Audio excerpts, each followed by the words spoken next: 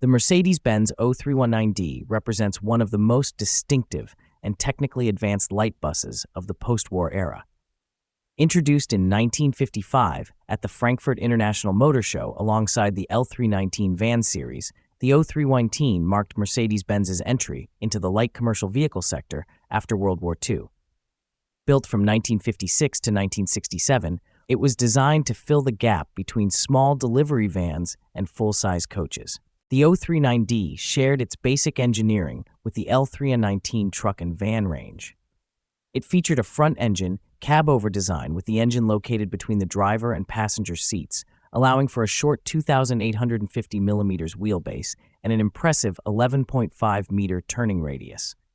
The structure combined a strong ladder-frame chassis with a semi-integrated steel body, providing both rigidity and durability. Suspension consisted of solid axles on semi-elliptical leaf springs, and braking was handled by hydraulic drum brakes, later upgraded to a dual-circuit system. Power came from the 1.8-liter OM636 pre-chamber diesel engine, a robust and fuel-efficient inline-four derived from the Mercedes 180 Ponton. Producing about 43 horsepower, it was not fast. Early models struggled on steep grades, but it offered reliability and low running costs, making it ideal for commercial and municipal service. Later gasoline versions used the 2.0-liter M121 engine with up to 80 horsepower. The O319 was available in several body configurations, from simple 10-passenger shuttles to luxurious 18-passenger touring buses. Optional features included two-tone paint, panoramic roof glazing, a folding sunroof, and individual passenger seats, unusual comfort for its class in the 1950s and 1960s. These buses served as airport shuttles, ambulances, postal carriers, and even mobile shops across Europe.